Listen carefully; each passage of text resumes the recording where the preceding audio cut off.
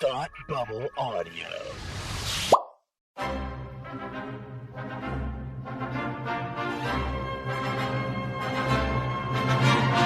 Look, up in the sky! You will never find the more wretched hive of scum and villainy. Welcome to Beer with Geeks with Tim and Frank.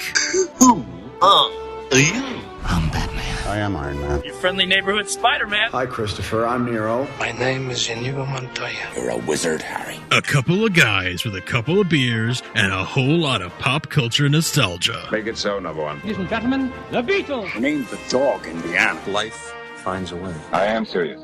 And don't call me Shirley. Now sit back and crack open a cold one, because it's time for Beer with Geeks. It comes in paints? Shaken, not stirred. Great Scott! I was way off.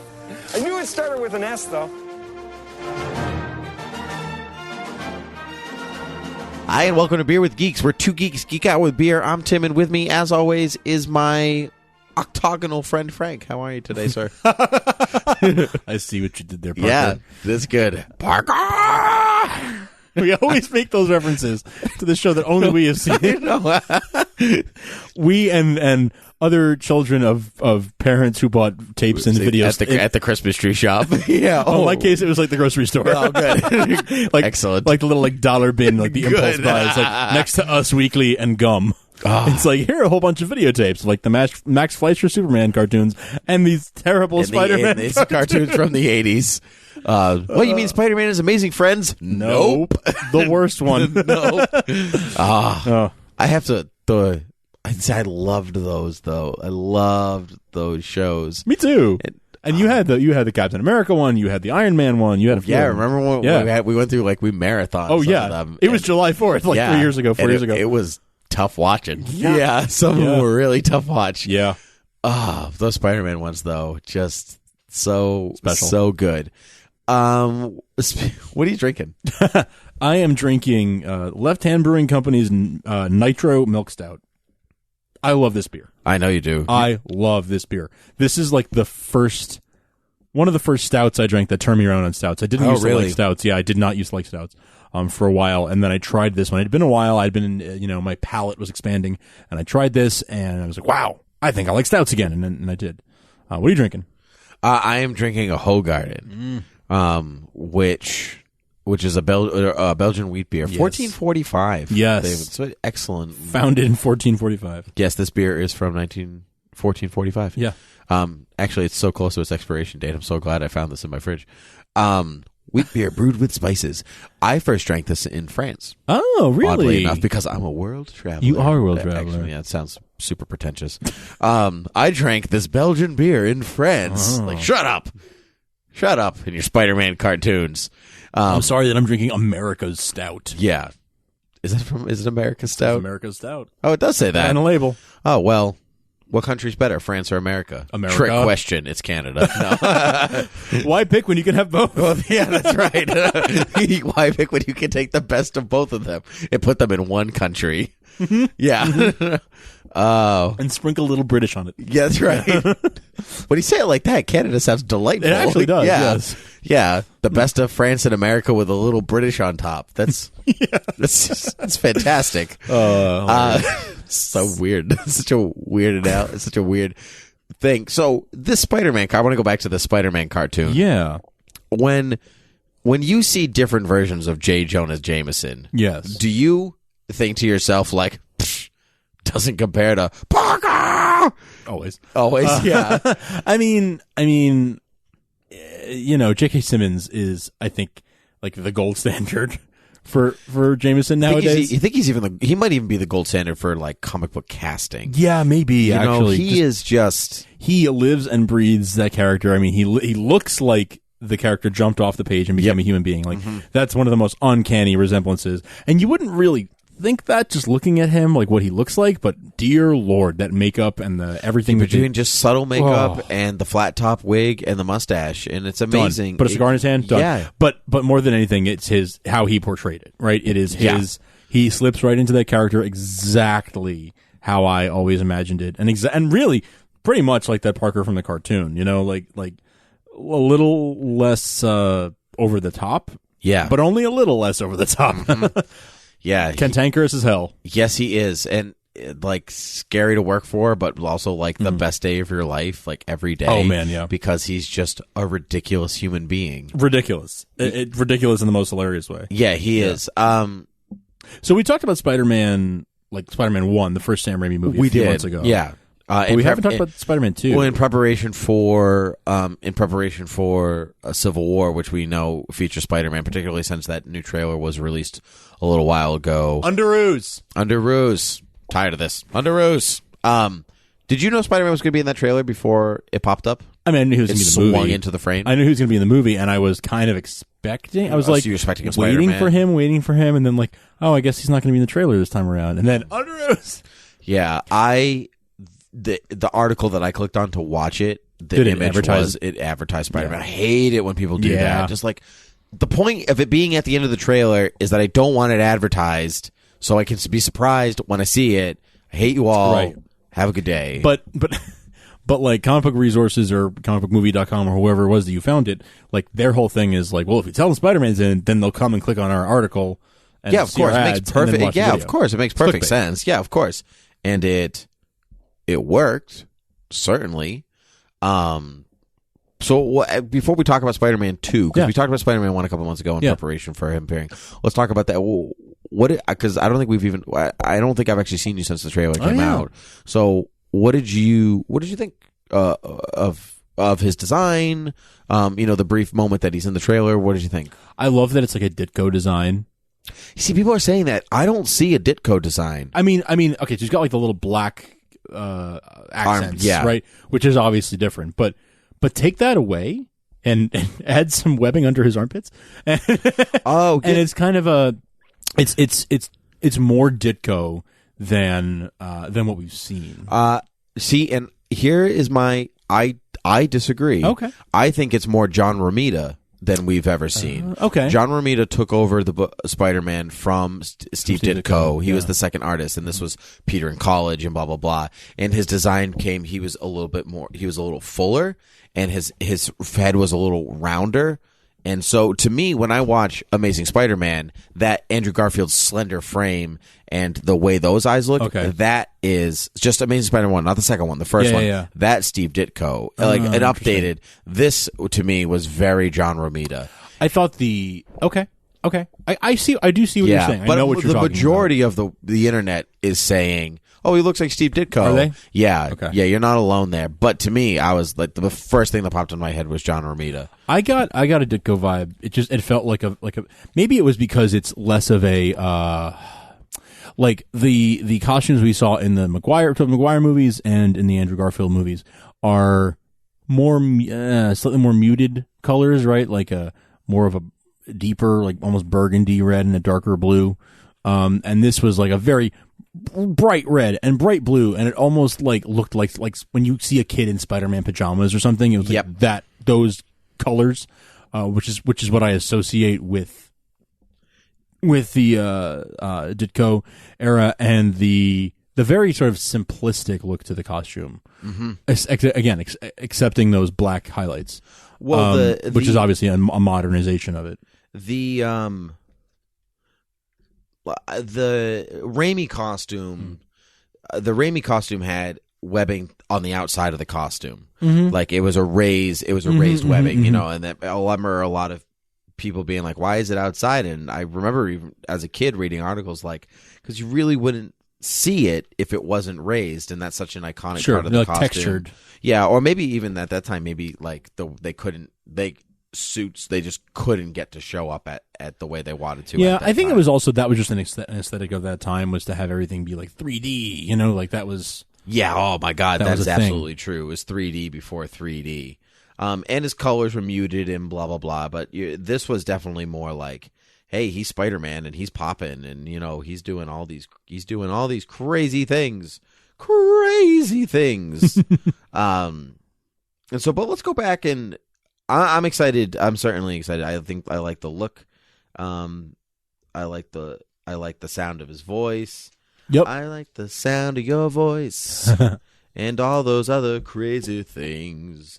No, I like the sound of the voice. I like all of it. What did you think about the what did you think about so people, I haven't really noticed this, I haven't been able to pick it out, but people are saying, so, okay, you know how the eyes, the big thing people are noticing is that the eyes are, movable. Yeah, much like Deadpool, that his eyes open and close with his emotions or with his, they're expressive, right? Yep. Someone pointed out, and I haven't been able to verify this, that when his eyes open and close, you hear like a. Yep. Yeah, you do. I haven't noticed that. Yeah. So it sounds like when the lens on a camera zooms in and out. Yeah. Okay. That's the sound. That's how it's been described to me, sort of, or that's what I. I picked it up right away. It was the first one. I missed it, but because I was watching it like at work, so I wasn't really listening in headphones or anything. But so like, do we think that's like Tony Stark?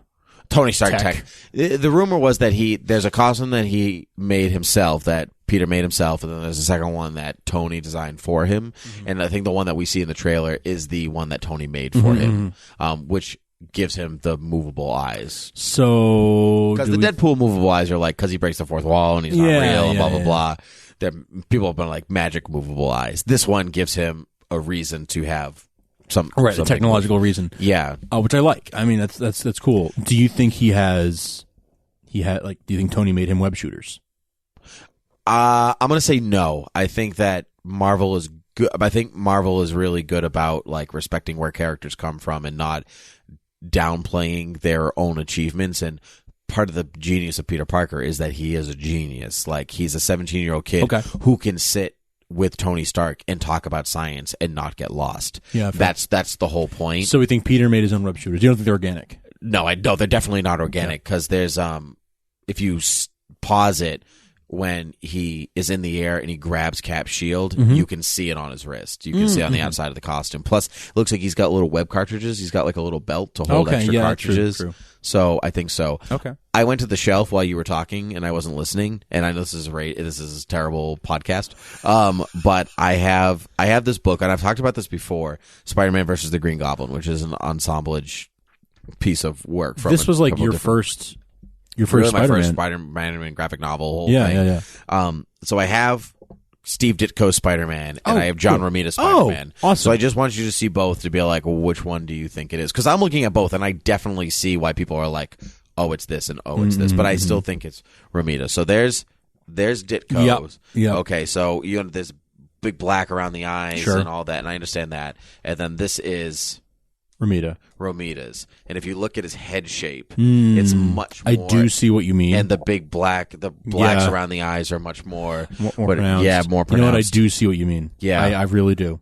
Yeah, that's what popped into my mind more than anything. But I think like the spider that he has for Ditko in Civil War is more Ditko. The spider on his chest. The spider on his chest is more Ditko than Romita. So it's like this blend of the two. So I understand why people are saying both, but all right, it's just the mask particularly made me think Romita. Okay, yeah, I totally see what you mean. Yeah, I totally see what you mean. Because Tobey Maguire's Spider-Man is very much like generic Spider-Man look, I guess. Like, this is as close as we're going to get. And then generic Spider-Man with sunglass lenses for eyes. Right, exactly. And then that was continued in Amazing Spider-Man, where he had that Ditko shape, but they were sunglass lenses. And then Amazing Spider-Man 2 was Ultimate Spider-Man. I think that would be the the design. The giant white eyes was the Mark Bagley look and stuff like that. And so now we're getting this Ditko Romita blend. What if similar to Tony having like the Mark 1, the Mark 2 for the suit? What if Pete's suit changes over time and we see like right now it's the blend of Romita and I'm blanking on his name right now, but Ditko, thank you. Steve Ditko. I just had a total brain fart. Yeah.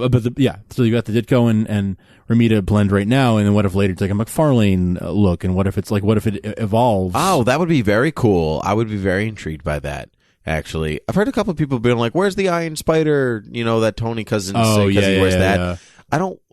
As me, I want him to show up looking like Spider-Man. I don't want him to show up looking like Iron Spider. Right, I agree. That's just my just my personal taste in the matter. I completely agree. Yeah.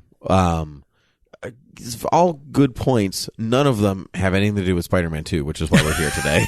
No, really. But good talk. Good talk. That's okay. So let's talk Spider-Man 2. considered the best of the Spider-Man films. Out of all 5 Spider-Man films, people are like, Spider-Man 2 is primo. Do you agree with that? I do. Why? I do. I remember seeing this movie in the theater and seeing it, liking it so much that I had to go back the next day and see it again. Wow, really? Yeah, and like that's I don't very often go to the same movie twice.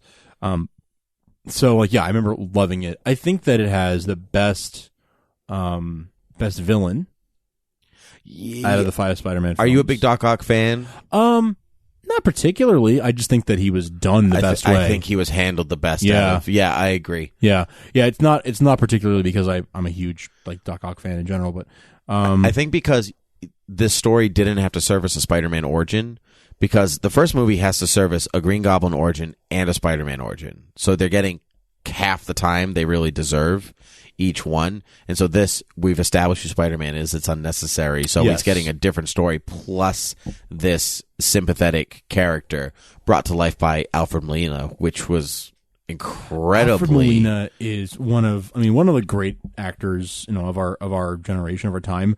And it is so great that he got to put his mark on a comic book movie, and on a really good one. So good. Yeah. He played the right balance of, cheesy kind of Bond villain, who's like, I lost my one true love and now I have to kill everybody because the inhibitor chip in my head, it made me See, this evil. kind of Bond villainy, like here's my shtick kind of thing. But he sells his love because he is such a great actor. Yeah, he makes it real.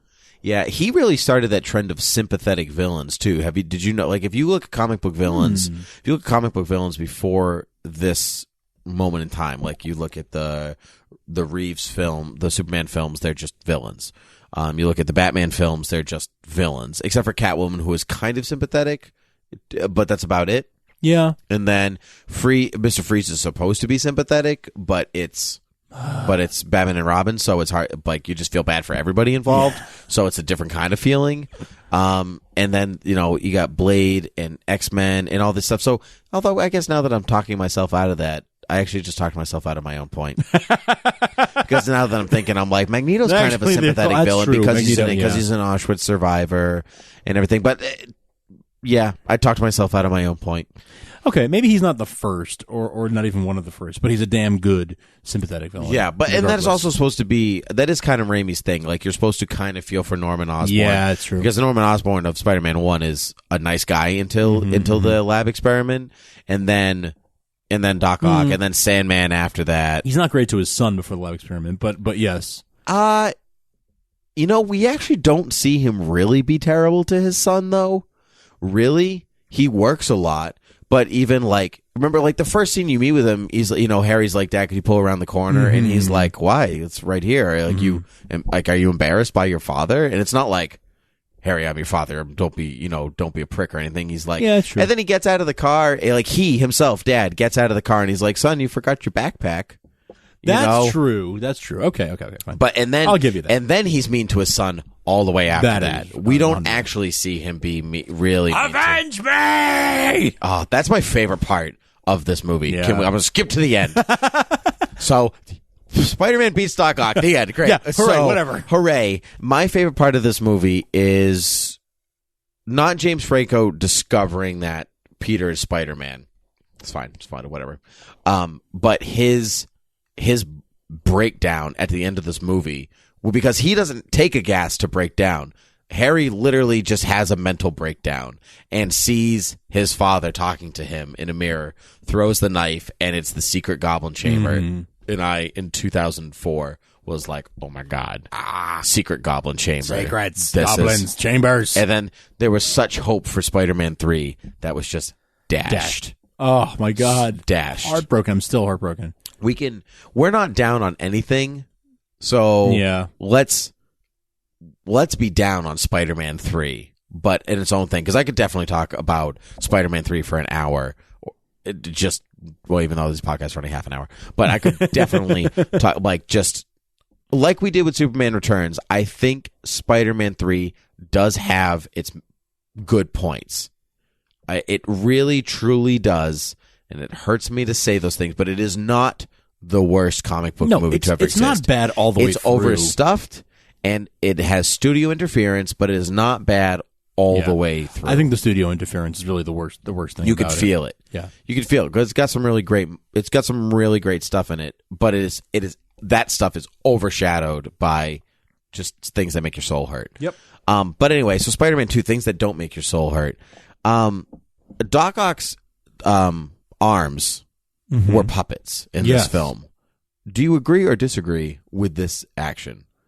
I mean, I didn't think about it throughout the whole movie, so I think they did a great job. You know what I mean? Right. Like, they didn't draw attention to like, oh, these are CG or these are too puppety or like they didn't look fake. I couldn't tell what they were doing. Right. And I couldn't tell what they were doing, which is what matters. Right. And it just more props for practical effects because if you go back and watch, like it's very obvious when all of a sudden Doc Ock is not a real person. Yes, it is. It's so painfully obvious. That's also partly a function of it being in 2004. Yes, it was like, we could do anything with the computer. And then, 4 years later, we're like, you definitely could not do anything with the computer. Yeah.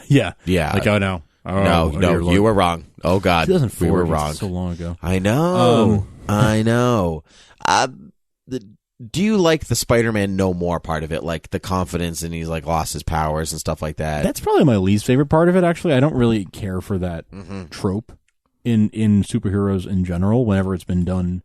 Right. Like, oh, I need to stop being the hero that I am. And then they learn the same lesson, which is like, I am this person even if I don't want to. I'm always a hero. The hero is inside of me. It's okay, yeah. Okay, it's fine. Superman 2.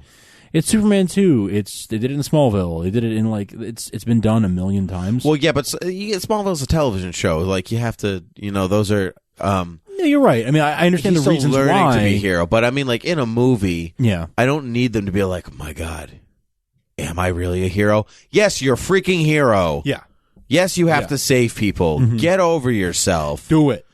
Just do it. Now, I will say, of anybody, Peter Parker is probably the one person who has the most reason. I think he has the most reason to. Yeah. I absolutely agree with you. Because as much as I don't like it, it makes the most sense because Peter's life is just a horrible crap fest. Yeah, yes. All the time. He cannot catch a break with anything, and the only time that he does is when he is not when he's not being Spider-Man. Right. But even then, he doesn't really catch a break. He tries to get with Mary Jane. He's like, I'm different now. And she's like, no, you're not. You're really not. And then poor Mary Jane, speaking of not catching a break, this poor woman, her whole function is just to be, bait for Peter. Yeah. 3 movies, and all she does is like, Peter! I'm an actress. I was a waitress, and now I'm an actress. And now I am in, yeah. Yeah, she's in doo-doo.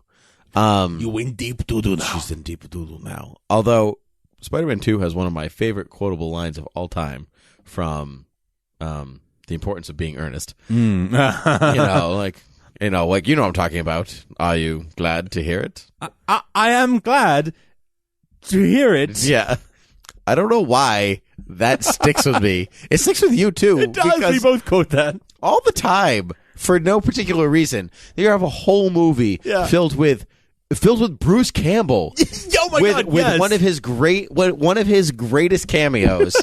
And the line that I quote from that movie is from a play that is a real play outside of this movie. Dumb. Silly and dumb. I also like what's his name? But the landlord guy. Oh, the Russian guy. Yeah. Mr. Rent. Yeah. Peter says his name a few times, like Mr. Simfikovich. Yeah, something like that. It was based on Ditko. Ditkovich. Dickovich. Yeah, Dickovich. Yeah. Right, it was based on Ditko. Yeah. Hi, Pete. Yeah. Get the daughter across the hall. Right. I like when Peter tries to go to the bathroom. Yes. And Mr. Dickovich goes inside him, and he stands inside, and he opens the door, and he goes, "Rent?" Yeah. And Peter just closes the door. He's like, forget it. I'll pee later. So good. I'll go pee in the park. I love when he, Mr. Dickovich, is like, he's like, don't try to sneak past me. Like, I have ears like a hawk and eyes like a rodent. Whatever you say, Mr. Dickovich. Look he gives him. Yeah, so this movie's great. Like, it's so good. And like the pizza, when he has to deliver the pizzas. Oh. in a certain amount of time. I'm not paying for that. Yeah. Oh, yeah. I'm not paying for those. Oh, when he gets like the broom closet and he just like all the stuff just keeps falling on him, and he just doesn't know what to do. He comes out of the broom closet with the pizza, deals with that awkwardness of like stuff keeps falling on him, closes the door, delivers the pizza. Yeah, pizza time, and she's just like, I'm not paying. Looks at the clock, like, I'm not paying for these. Yeah. And then inexplicably, when his boss fires him, he just rips the sticker off his helmet because that's how the world works. Yep, that's how physics works. You can rip a sticker off like that. Jeez, can't you? I mean, I feel like every time you want to rip something off, it's like, let me like dig my nail and it's coming. Oh, I only got a little piece of it. All right, let me try ripping it more. Well, to be fair, it really doesn't come off very well. Like there is still a big thing there. Let's talk about this movie again is scored by Danny Elfman with a very forgettable Spider-Man theme song. No, it's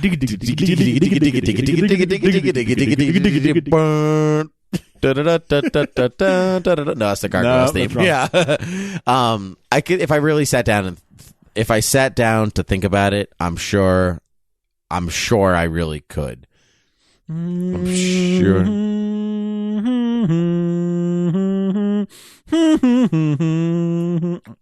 Yeah, I'm not making it up. Is that real. really it? You're looking at me like, oh yeah, dun dun dun dun dun dun dun. But yeah, yeah. See, but it's not. I get like it's supposed to be like a spider crawling. Yeah, it just doesn't. It's not heroic enough. He doesn't really write very melodic marches, and he's not that. Did you say Danny Elfman doesn't write melodic marches? He doesn't. No, but he definitely does. I mean, that's not what he's known for. I mean, not the way John Williams is known for. Okay, you're right. That's one. That is one. And there's probably a couple others. But that's not his best known work. Or that's not... Okay, maybe that is his best known work. But it's not his most... That's not representative of most of his Halloween. I'm not sure he wrote that tune, though. Yeah, he did. Danny Elfman scored. I know he scored the movie, but did he write that song? Like, did he write the tune for that song, or did he adapt it to the rest of his score? I'm confused by your sentence. Writing the songs from the movie and scoring the movie are not the same thing. Well, right. Yeah. If he didn't write the lyrics, that's fine. But if he still wrote the melody, then... Did he, though? I don't know. Did he write all the music for all the songs? I'm fairly certain he did, yeah. That's not always the case. It's Oingo Boingo, so he is a... Okay. I don't know. Now I'm confused. I'm 99% certain he did. I'm not. Yeah. I don't know. Yeah. We can use our one look. So, but I you know what? I'm gonna. You do it. I'm gonna. Don't you? Yeah. Fall out on me or something. Don't go away. This is Beer with Geeks. This is Beer with Geeks. Beer with Geeks. Beer with Geeks. Beer with Geeks. Who am I looking up? Danny Elfman. Danny Elfman. John Williams is dead. Now we've got Danny Elfman. Put a name for the People's Court. Oh man. So, Family Guy, Star Wars parodies aside, while you're looking up Danny Elfman, whether or not he actually wrote the music, composer Danny Elfman for the song. Okay, yeah, that's what I just didn't. I was not positive. Yeah, he's the only credit. Okay. So yeah, cool. But I understand what your point. I think he tried to get away from that style, and that was his in between where it just wasn't quite working for him. Right. Yeah. It's been really hard to play. Feel bad for that guy. Yeah, right. Supporting cast. Aunt May is back. Mm-hmm. Harry's back. Everybody's back. Mm-hmm. How we feel about everybody? Do we like everybody? Aunt May fulfills that function that she always fills. Exactly. You know, hey, where are my old comic books? Oh, those dreadful things. I threw those away. No. You can hear Sam Raimi just crying on the inside. Yep. So and he got to save her in this movie, right? Yeah. And he says, we were sure showed him. What do you mean we? Oh, yeah. I remember before that movie came out, seeing set photos of him saving Aunt May and being like, ooh, this is a treat. Yeah. Aunt May and Spider-Man together at the last. Yay. I still don't love Tobey Maguire's take on Spider-Man. Yeah, I like it. What is it about that you don't care for? He's not, again, he holds, it's the not quippy enough. Okay. It doesn't feel genuine quippy. I guess it's the same way. It's not sassy enough, I think. There are moments, like when he's fighting Doc Ock in the bank, and he's like, here's your change. And that's good. But, that's the one. You know what I mean? Yeah. Everybody gets one. Okay. Maybe that's That might be true. I may be still watching this through the lens of it was 2004. That's and so possible. This was the most we had gotten. I was 16. Was it 2004, 16, 17, something like that, whenever this came out. Yeah. So to me, you're right. This was the most that we were gotten. Like, the first X-Men movie was like the bomb in 2000 because we'd never seen the X-Men on screen before. Yeah. I just went back and watched it recently. I was like, God, that movie's boring. Super boring. It's got some nice moments, but like X2 is like leaps and bounds ahead of what X1 is. It's pretty amazing.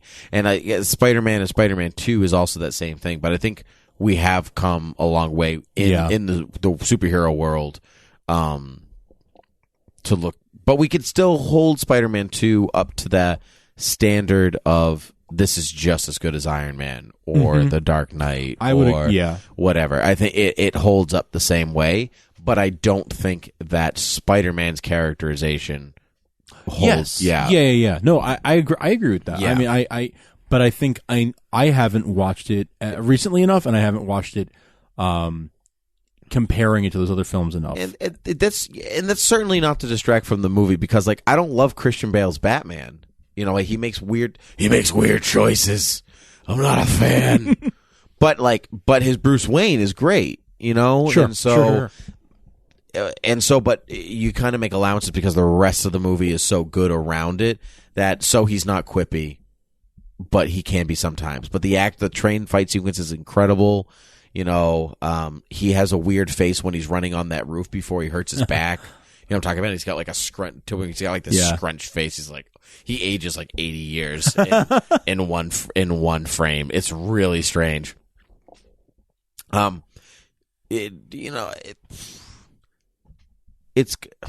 got a lot. The movie's got so much good. I have a hard time. I even feel bad saying that, like, I don't like Tobey Maguire's take on Spider-Man in this movie because the rest of the movie is so good. Yeah. I enjoy it. I mean, I enjoy I do think this is the best of the Spider-Man films. There are definitely things. Yeah, you know what? You are right. I will say you're right. He could quip more, but I just haven't really thought about it that much and noticed it that much because when I saw it, I was so blown away by it that I didn't.